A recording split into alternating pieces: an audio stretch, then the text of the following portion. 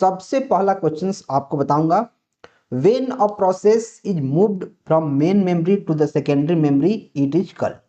अगर कोई प्रोसेस है, हमने प्रोसेस के बारे में, थ्रेड के बारे में, उसके स्टेट्स के बारे में अच्छे से जान लिया है, हमने सारा का सारा थ्योरी पढ़ लिया है और अभी प्रैक्टिस क्वेश्चंस करने का बारी है। तो बोल रहा है कि जब कोई प्रोसेस मेन मेमोरी से सेकेंडरी मेमोरी में आता है तो उस प्रोसेस को क्या बोलते हैं। अगर कोई प्रोसेस है मेन मेमोरी में है, उसको सेकेंडरी मेमोरी में हम लाए तो उसको क्या बोलेंगे।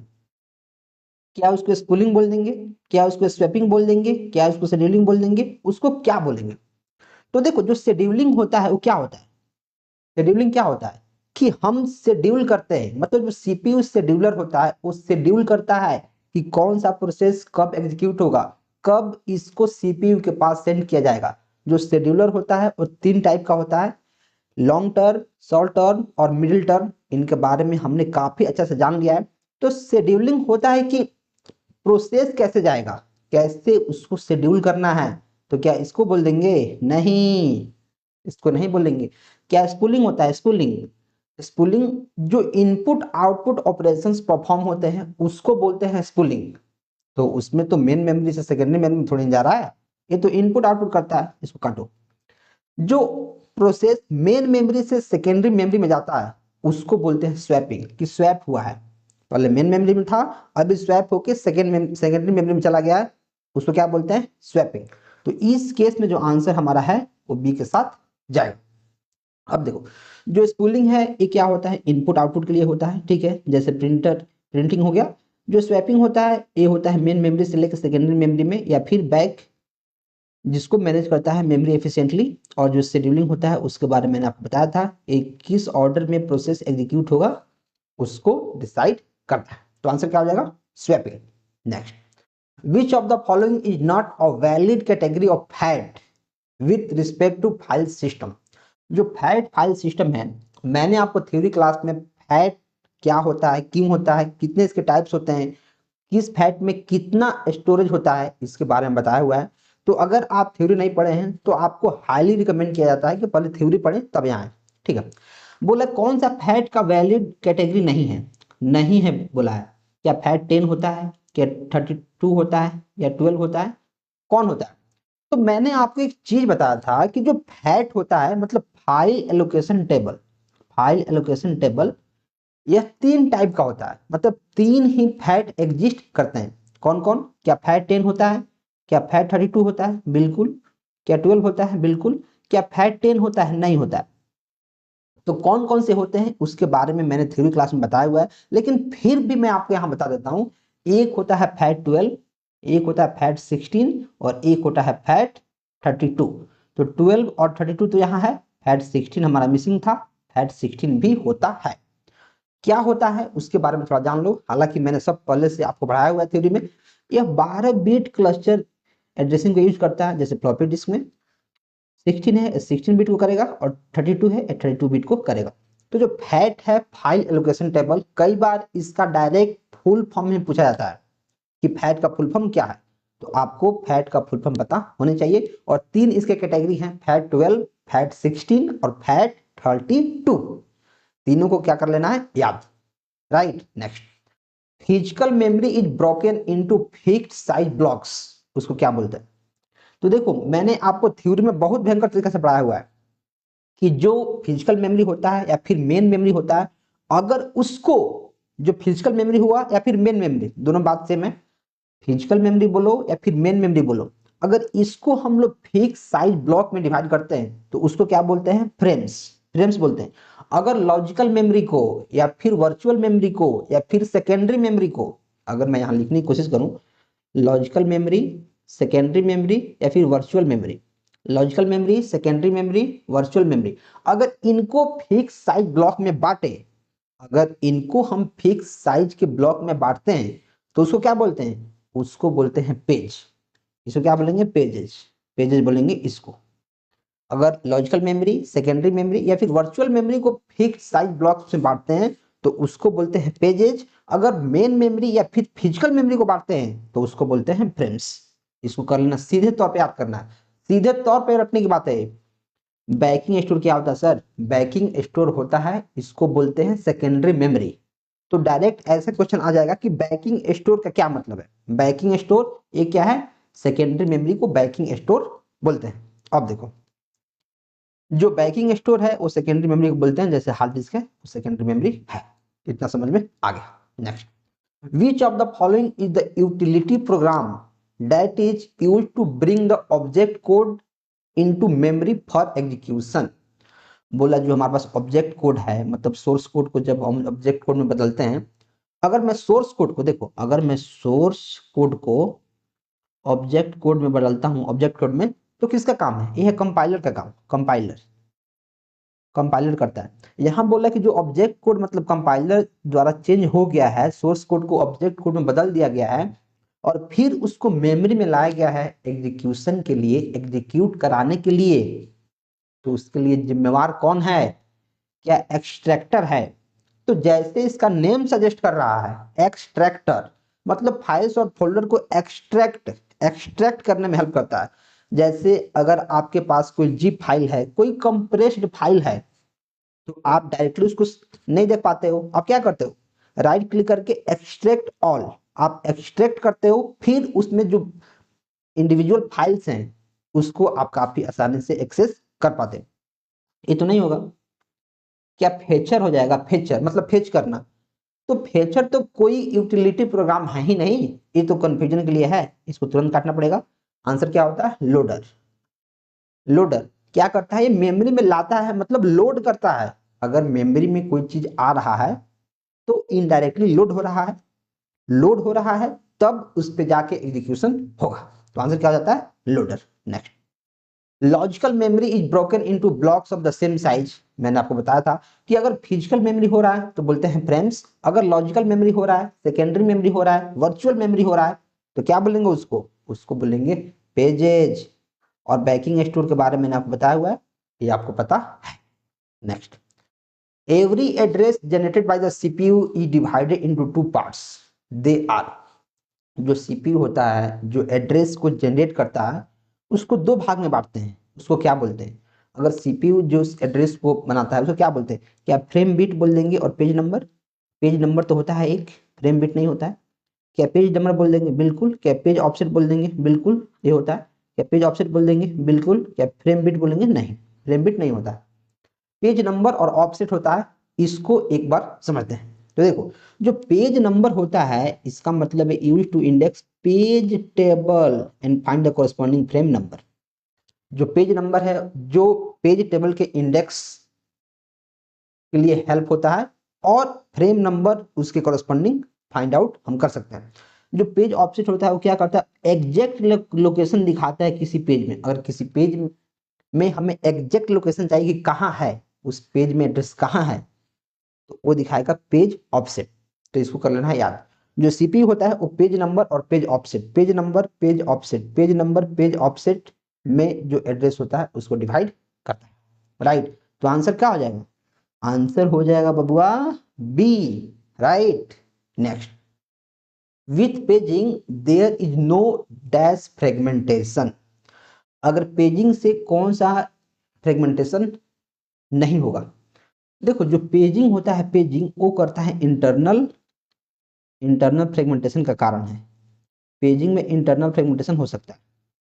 अब बहुत सारे लोगों को इंटरनल फ्रेगमेंटेशन, एक्सटर्नल फ्रेगमेंटेशन के बारे में पता नहीं है। तो अगर आपने बैच लिया है और आप पढ़ रहे हैं तो मैंने अच्छा से बताया हुआ है, उसको देखना है। अगर आपने बैच नहीं लिया है तो आप बैच ले सकते हैं, अच्छे से पढ़ें। देखो, इंटरनल फ्रेगमेंटेशन मतलब जो अंदर कोई पेज खाली रह जाता है, अंदर कोई पेज खाली रह जाता है। जैसे मान लो कोई मेमोरी है, कोई मेमोरी है, जैसे मान लो मेमोरी है, ये सारा सारा पेज भर गया, लास्ट वाला पेज खाली रह गया। लास्ट वाला पेज खाली रह गया मतलब कोई भी उसमें डेटा फीड नहीं हुआ है, तो इंटरनल फ्रेगमेंटेशन हो गया। अगर अगर अगर मान लो जो लास्ट वाला पेज खाली है या फिर बीच में कहीं पेज खाली है और 4 KB खाली है, और मेरा डेटा है 5 KB का, तो 5 KB को तो मैं 4 KB में रख ही नहीं सकता हूँ। तो मैं रख नहीं सकता हूँ, लेकिन पेज खाली है और जो हमारे पास डेटा है उससे कम मेमोरी साइज खाली है, तो उसको बोलते हैं एक्सटर्नल फ्रेगमेंटेशन। और पेज खाली है, उसमें डेटा को हम फिट ही नहीं कर पा रहे हैं, अगर मैं डेटा को लाऊंगा तो उसमें फीड हो सकता है, लेकिन मेमोरी वेस्ट हो रहा है, उसको बोलते हैं इंटरनल फ्रेगमेंटेशन। ज़्यादा जानकारी के लिए आपको थ्योरी वीडियो पढ़ना पड़ेगा। ठीक है, तो देखो जो पेजिंग होता है उसमें इंटरनल फ्रेगमेंटेशन होता है, उसमें तो इंटरनल फ्रेगमेंटेशन होता है, तो बोल रहा है कौन सा नहीं होता है, पेजिंग में एक्सटर्नल फ्रेगमेंटेशन नहीं होता है, क्योंकि जितना साइज का डेटा रहेगा, चूंकि सारे पेजेस का साइज सेम रहता है, तो जो डेटा आएगा उसमें एडजस्ट हो जाएगा। और एक कंटिगियस मेमोरी एलोकेशन नहीं होता है, जो पेजिंग है वो है नॉन कंटिगियस मेमोरी एलोकेशन। तो नॉन कंटिगियस में कहीं भी आके आप रख सकते हैं, कहीं भी जगह खाली है तो इंटरनल तो होता ही है, मिडिल ऐसा कुछ नहीं होता है, क्या होता है, एक्सटर्नल नहीं होता है, राइट। तो आप यहाँ एक बार देख लो क्या लिखा है, मैं इसको पढ़ता हूँ, समझाता हूँ फिर से। तो मैं क्या करता हूँ, पहले तुरंत इरेजर लूंगा, 1 मिनट, इरेजर, हाँ इसको पहले डिलीट करता हूँ,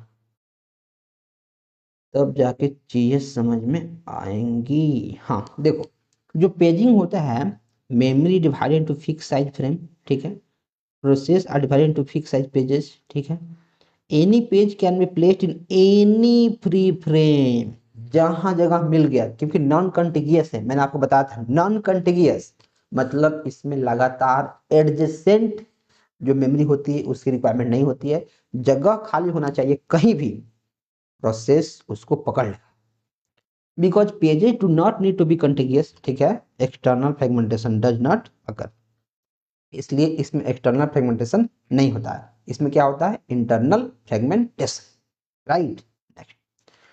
in dash operating system response time is very critical. देखो रिस्पॉन्स टाइम क्या होता है, इसके लिए तो हमने थ्योरी में आपको बताया ही है, जो रिस्पॉन्स टाइम होता है वो क्या होता है कि पहले जो प्रोसेस आया तो सीपीयू ने उसको पहला रिस्पॉन्स कब दिया, जैसे मान लो, मैं बताता हूँ, मैं एग्जांपल देता हूँ, जैसे मान लो कि जितने लोग पढ़ रहे हैं सबका टीआरई में सिलेक्शन हो गया, या फिर यूपीएलटी ग्रेड में सिलेक्शन हो गया, या फिर किसी एग्जाम्स में सिलेक्शन हो गया, जैसे मान लो कि 200 लोग पढ़ रहे हैं, 200 लोग का सिलेक्शन हो गया और ये लोग आ रहे हैं, जैसे मान लो मैं अपने ऑफिस में हूँ या फिर मैं अपने रूम में हूँ और मैंने सबको बुलाया है कि आप लोग आए, मैं आपको पार्टी दूंगा, ठीक है, या फिर सम्मान समारोह होगा, कुछ भी होगा मान लो, तो जितने लोग आए हैं, तो मैं जैसे मान लो मैं यहाँ हूँ और जैसे मैं निकलूंगा, तो जब मैं इन लोगों से ग्रीटिंग करूंगा, जब इन लोगों से मिलूंगा, तो मैंने रिस्पॉन्स किया है, तो पहली बार मैंने जब इनसे मिला उसको बोलते हैं रिस्पॉन्स टाइम। सीपीयू पहले पहली बार कैसे प्रोसेस को मिला, कब मिला, कितना जल्दी मिला, उसको बोलते हैं रिस्पॉन्स टाइम। तो रिस्पॉन्स टाइम वेरी क्रिटिकल किसमें है, मतलब किसमें है कि रिस्पॉन्स टाइम चाहिए ही चाहिए, मतलब बहुत मैंडेटरी है। रिस्पॉन्स कब चाहिए, जब सारी चीजें रियल टाइम में हो, अगर रियल टाइम में हो रही हैं तो रिस्पॉन्स मैंडेटरी है, अगर रियल टाइम में हो रही है और रिस्पॉन्स नहीं आ रहा है तो क्या मतलब है, एग्जाम्पल के लिए, जैसे मान लो ये वीडियो रिकॉर्डेड है, अगर यही वीडियो यूट्यूब पे लाइव चलेगा, लाइव लाइव ही अगर लाइव चलेगा, तो उस समय अगर मैं क्वेश्चन पढ़ा रहा हूं तो आप रिस्पॉन्स कर रहे हो, तब तो बहुत अच्छी बात है, अगर अच्छी बात है और रिस्पॉन्स कर रहे हो मतलब रियल टाइम में चीजें हो रही है, आप पढ़ रहे हो 7/7 आप रिस्पॉन्स कर रहे हो, मतलब चीजें रियल टाइम में हो रही है। अगर अगर मैं पढ़ा रहा हूं यूट्यूब पे लाइव लेकिन आप रिस्पॉन्स नहीं कर रहे हो, आप कमेंट नहीं कर रहे हो, आप इन्वॉल्व नहीं हो रहे हो, तो क्या कोई मतलब है लाइव का, कोई मतलब नहीं है। तो रिस्पॉन्स कब होता है, रियल टाइम में होता है, रियल टाइम। क्या बैच में हो जाएगा, ग्रुप में नहीं, क्या मल्टीटास्किंग में हो जाएगा, नहीं, इसमें होता है रियल टाइम में। Next, which of the following storage device can be mounted on a mount point to access its file system. एक क्वेश्चन काफी सारे लोग को समझ में नहीं आएगा, लेकिन मैं समझाता हूं। अगर आप AWS सीखे हो, अगर आपने प्राइवेट कंपनी में काम किया है और AWS आपने सीखा है, तो इसको हम हैंडल करते हैं लिनक्स ऑपरेटिंग सिस्टम से, हमें लिनक्स की कमांड पढ़ने होते हैं। जो लिनक्स होता है और जो यूनिक्स सिस्टम होता है, यूनिक्स ऑपरेटिंग सिस्टम, उसमें क्या होता है, एक माउंटिंग का कंसेप्ट होता है कि किसी भी फाइल को अगर कहीं रखना है तो हम उसको माउंट बोलते हैं, माउंट, कि हमने उसको माउंट किया है। जैसे मान लो कोई यहाँ स्टोरेज है, इस पे हमने किसी फाइल को रखा है तो हमने फाइल को माउंट किया है इसके ऊपर, तो वो बोल रहा है कि कौन सा स्टोरेज डिवाइस है जिसमें माउंटिंग होता है फाइल सिस्टम को एक्सेस करने के लिए, बस इतना ही है। अगर हार्ड डिस्क है तो स्टोरेज डिवाइस ही है, ठीक है। CD रोम है स्टोरेज डिवाइस है, पेन ड्राइव है स्टोरेज डिवाइस है, मतलब सारे के सारे में हमें जरूरत पड़ेगी। तो आंसर क्या हो जाएगा? More than one. इसके बारे में थोड़ा सा जानते हैं। अगर ऑपरेटिंग सिस्टम लिनक्स या फिर यूनिक्स की हम बात करें, a mount point is a directory where file system of a storage device is attached so that it can be accessed. तो माउंट पॉइंट कहने का मतलब है कि कोई ऐसा स्पेस या फिर कोई डायरेक्टरी जहां जितने भी फाइल्स हैं वहां स्टोर होते हैं ताकि इसको आसानी से एक्सेस किया जा सके, right. Next, paging increases the. Paging से क्या होता है? पेजिंग क्या है? एक मेमोरी मैनेजमेंट टेक्निक है, नॉन कॉन्टिगियस मेमोरी मैनेजमेंट टेक्निक, जिसमें जो मेमोरी ब्लॉक होता है फिक्स्ड साइज में बांटते हैं, जिसको पेजेस बोलते हैं, ठीक है सर। तो जो पेजिंग होता है वह क्या इंक्रीज करता है? Waiting time, execution time, context switching time, क्या करता है? जो पेजिंग होता है वेटिंग तो डायरेक्टली नहीं करेगा, कहीं भी जाके प्रोसेस वहां रह सकता है, नॉन कंटिगियस है, तो वेटिंग का तो झंझट है ही नहीं। क्या एग्जीक्यूशन है?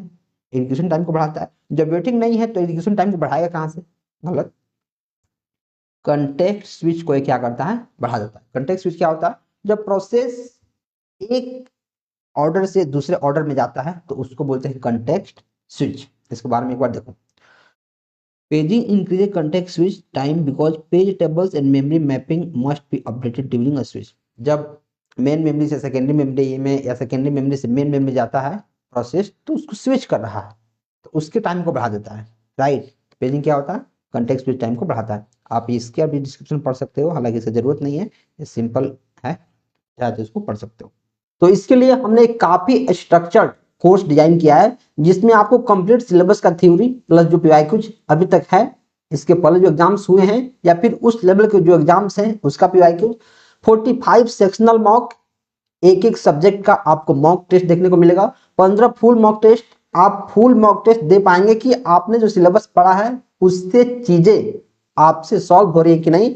वीडियो सॉल्यूशंस अलग अलग एग्जाम्स के पीवाईक्यूज का, practice sheet, class sheet, hand written and type notes, ये सारा पैकेज आपको सिर्फ 497 में देखने को मिलेगा। आपको सिंपली हमारा ऐप डाउनलोड करना है और इस कोर्स को इनरोल करना है। इसमें एक एक सब्जेक्ट को हमने इतना बेहतर तरीका से पढ़ाया है कि अगर आप उसको पढ़ लेते हैं तो कंप्यूटर साइंस के स्टेट लेवल के जितने भी एग्जाम्स हैं आप उसको काफी आसानी से क्रैक कर लेंगे। आपको सिंपली क्या करना है, इस ऐप को डाउनलोड करना है, डिस्क्रिप्शन में एक लिंक है वहां से, या फिर आप चाहते हैं भैया यार मुझे वीडियो कोर्स से नहीं पढ़ना, मुझे सिर्फ नोट्स से पढ़ना है, तो आप सिर्फ हमारे नोट्स को 99 रुपए में ले सकते हैं। 99 रुपए में आप हमारे नोट्स को ले सकते हैं, एक एक सब्जेक्ट का आपको नोट्स देखने को मिल जाएगा। और देखो आपको एक चीज पता है कि जो कंप्यूटर साइंस का एग्जाम है, कोई भी एग्जाम हो, उसमें ऑपरेटिंग सिस्टम पूछेगा ही पूछेगा, डीबीएमएस पूछेगा ही पूछेगा, डिजिटल इलेक्ट्रॉनिक्स पूछेगा ही पूछेगा, प्रोग्रामिंग पूछेगा ही पूछेगा, सॉफ्टवेयर इंजीनियरिंग पूछेगा, नेटवर्किंग पूछेगा, उस पूछेगा, मतलब एक एक जो सब्जेक्ट है आपसे पूछना ही है। और बाय द वे आगे चल के ऑफिशियल सिलेबस आता है और उसमें कोई भी सब्जेक्ट अगर एक्स्ट्रा ऐड होता है तो उसको भी हम इस कोर्स में खत्म कर देंगे, एक एक चीज कंप्लीट कर लेंगे।